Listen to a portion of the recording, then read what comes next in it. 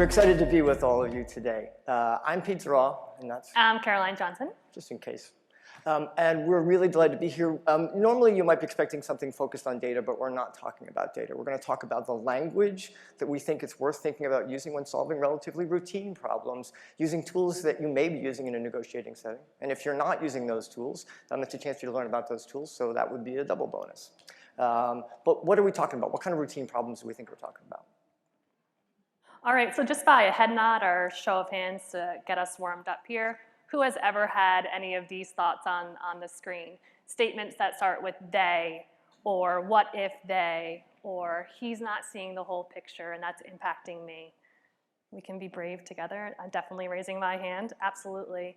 So this is human nature, it's common. We deal with this every day in our professional life and certainly in our personal life. But how about we frame it towards something that we can relate to professionally? Right, so it's that gap, right? The gap between our perception of, hey, we're identifying a problem, we're really excited that we've gotten this system or these systems to last beyond their normal life frame, and the response from somebody else is something completely different, which is, I don't have the money, this is too hard, can't you work another miracle for another decade? All of those tensions, right? You find yourself suddenly in a negotiating setting trying to sort out how you're going to move things forward, right? Now, the notion of negotiation has been a topic for quite some time. Quite a lot of time this year, right? The writers, the actors, the auto workers, teachers. It's been a topic of conversation across the day. As an old dad and as a new mom, we're used to this kind of negotiation, which is very familiar to any of us who had to deal with those moments. And really, if you think about conflict in general, right? Conflict in general is extremely difficult if you're thinking about something that's existential change. And that's whether it's on the global stage, or whether it's on the local stage where you're working in a much more intimate community. Now, we want to make sure we're clear, we are not experts in all the kinds of things that you might be facing day to day on your campuses, the kinds of challenges which you might be able to think about employing, some kind of techniques we're going to talk about. But we have seen a few things along the way. I can think of campuses where the campus is generously sharing their property with the community around them. The neighbors use the fields, they use the open spaces, they use the facilities in many ways, and then the community's up in arms because you want to put lights on the field so your students can actually practice after class is done, right? So that kind of tension that happens on a regular basis, how do you address that? How do you think about that?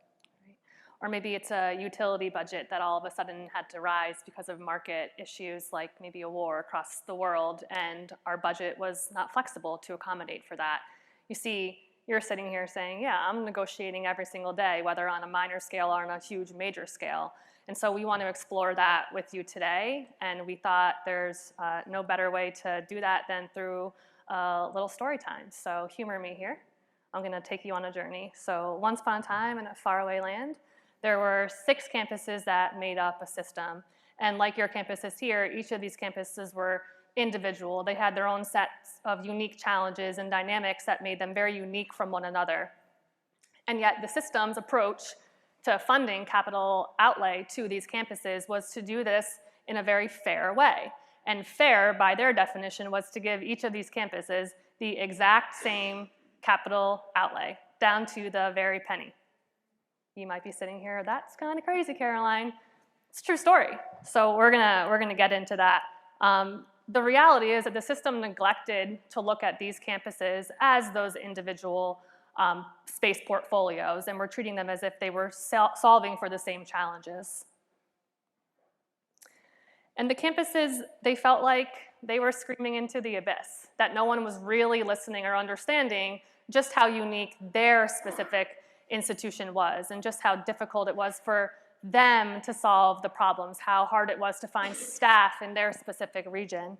And they were rightfully frustrated. They wanted change, and they were having a hard time getting buy-in from the system and having an even harder time coming to a collective understanding together. They were getting virtually nowhere. Now, it actually doesn't really pain us. We know always that data is not the answer to everything. Data, we believe, is the underpinning, right? It helps create the framework for people to understand how to solve problems and then use that understanding to create resolution, right? That is the whole process and use of data. The thing we all need really is then a process, right? A process to help organizations or people who are kind of fixed in their place to come together so that they can be success, right? And they can move beyond, particularly complicated, especially we want to make sure we keep in mind when there's actually organizational or relational change that happens at the same time. So finally, the principal negotiation thing we started with on the first slide, right? What is principal negotiation? You just go to negotiations.com because you Google everything, right? And it has this definition up there, right? Interesting, highlighting things like interest-based, right? Conflict management and resolution, all important concepts, and certainly this notion of a mutually shared outcome. Also like the notion of the integrative approach, right? Connecting people together, right? It's a really great thing. But that's a definition. It's not really how to do it, right? So how to do it, you go to Harvard, because that's what you do. You go to Harvard for that. They have a great, actually, program on negotiation with multiple different training programs for different kinds of negotiating, including principled negotiation, where they talk about distributing things and getting to value. Right? It's a great program. Here are their 4 steps. This is straight off their website. This is not, we're not really anything major here. But Carol and I didn't like it, and it's Harvard. We're going to change it because we think we're better than Harvard. We're going to change those 4 definitions, and I'll tell you what they are. Right? So instead of separating the people from the problem, we're going to say don't fight each other. Right? Tackle the problem. Right? We figured that out when Carolyn reminded me as a new mom that sometimes she finds herself fighting her husband, and they've resolved not to actually fight each other. They're going to fight the problem, which implies the children, which we both agreed upon. And that's a whole different therapy session that we can invite you guys to join us on at some point, right? Focused on interests and not positions, we decided to accept Harvard's outline of this one because we like this one, right? This idea of not camping out on what I want to do, but focus on what it is I'm trying to accomplish, right? And if I open myself up to what I try to accomplish as opposed to what I'm trying to do, I'm ready to listen to the other people and what they're trying to accomplish, right? And it opens our eyes to a possibility of solutions.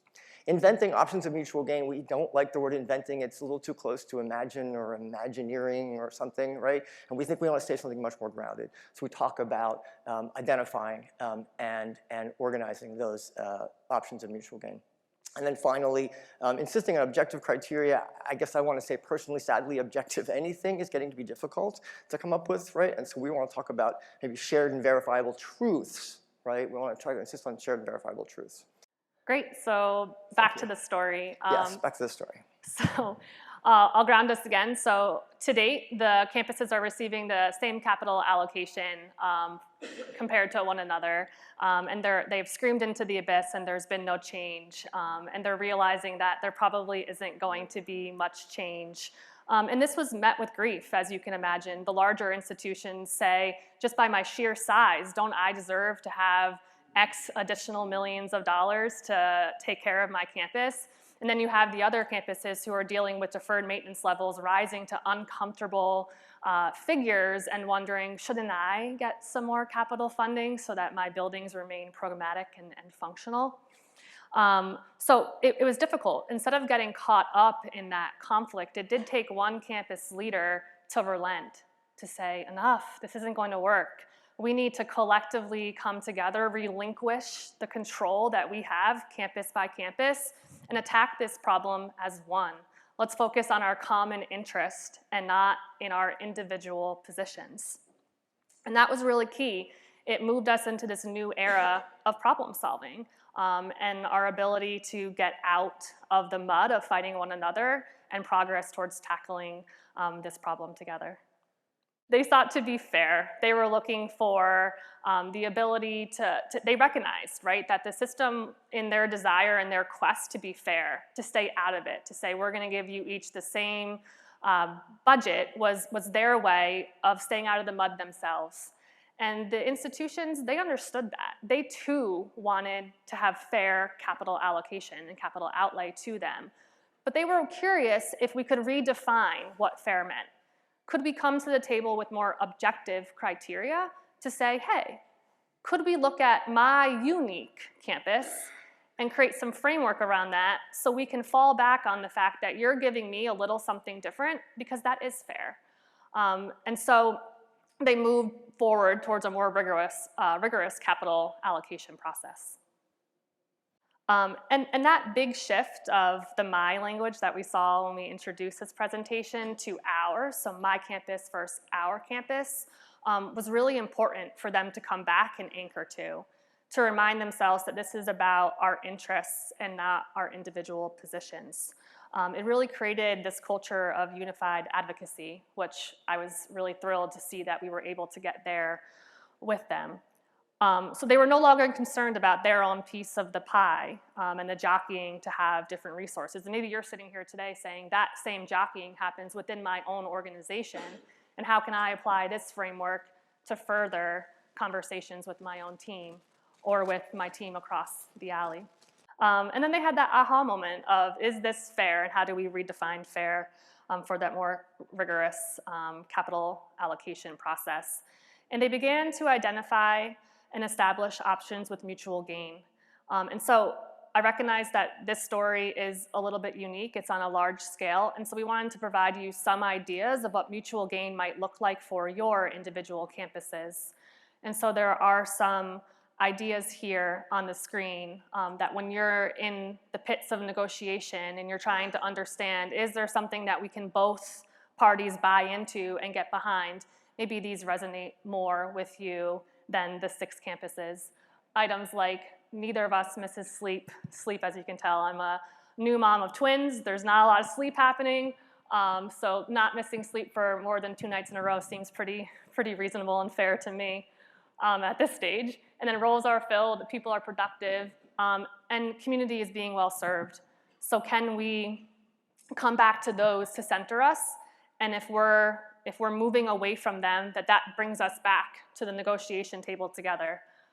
And then, of course, we have to mention data. That's very important to us. It played an absolutely critical role in the negotiations of these campuses. So how can we establish verifiable truths to create that mutual understanding of what was fair?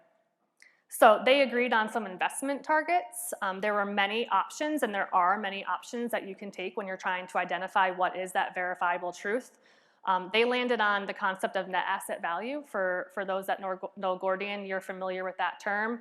If not, FCI might be something that you understand. And they decided that when we're establishing fair and having that verifiable truth, what if we agreed that all campuses want to have 70% net asset value? At that point, you're in a balanced threshold. Your buildings aren't crying out to you at night. You're able to be more proactive in nature, and we can monitor how the net asset value changes by campus, by building, really get down to the specifics. So they landed on net asset value, and they use that as their anchor. So they come back to the net asset value when they feel like they're being pulled away back into the area of positions over interests. So again, net asset value is a way. There are many ways, like space utilization or asset preservation and things like that. But this one we found to really help with the campuses. So in the end, these campuses successfully navigated from a model based on equality to a model based on equity. And that was huge. That was completely shifted and changed the way that they approached not just their campus-to-campus dynamics, but also how they would eventually bring this same aha moment up to the system. And so all of this and the framework of principal negotiation that the campuses worked through and learned and ultimately mastered, they're now reapplying in a new cycle to bring this conversation up to the system. So principal negotiation is something that once you get comfortable with and learn and create some rigor around, you can use again and again and again. And so that concludes what I think is quite a fairy tale story of these campuses and the system. And we'll close it out with Pete. Right. So those are the steps. Those are the rebranded steps. Yes, good. Those are the rebranded steps, right, for how to implement principal negotiation. We think in the context not of a natural negotiation process. I've actually used the process for big union negotiations, and it actually works really well, right? But we wanted to reframe it this way to think about the more routine challenges that we have that we're facing on a regular basis to see if they can be applicable. We hope the fairy tale story helped you think about some other kinds of situations in your world, and if not, we hope we were at least entertaining for the last 16 or so minutes. We have a few minutes left if you have any questions or observations, or maybe even critiques of our thoughts about this as a technique. So with your Fairy tale story.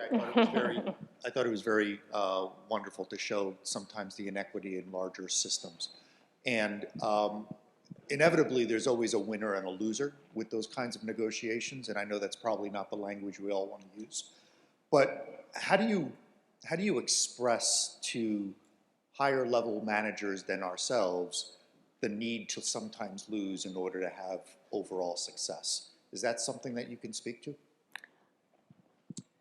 I'll take a shot. I think the language within principled negotiation tries to actually discourage the notion of winner and loser, right? The notion of mutual success says that I'm going to have to give something to get what I need, and you're going to have to do the same. And the point is to focus on those interests we have, which are most essential to us, and try to design a process and a mechanism so that the most essential elements for me are successes, and the most essential elements for others are successes, right? It's actually not a language that we hear a lot in public discourse right now, right? We're in an all or nothing world. And the notion of principal negotiation says that I have to recognize I will not achieve everything I want to achieve, but my critical and most essential issues will come together, and there should be a way to knit those together so that we can avoid the notion of winning and losing. We can move the ball forward for everybody in the conversation and advance the exercise for everyone. In the case of the fairy tale story, it was about trying to find a way to recognize the critical needs, perhaps, of someone who has a severe deferred maintenance issue, and also acknowledge the giant volume issues for maybe the flagship within the university system, right? To try to find a way for everybody to grow. You won't get everything you want, but you're all going to be in a better place tomorrow than you were today on the critical issues that are there. So that's the angle. If that helps. All right, well, Great. we're actually just out of time. Thank you guys so Perfect. much Thank you for all. a great talk. Thank you all very much.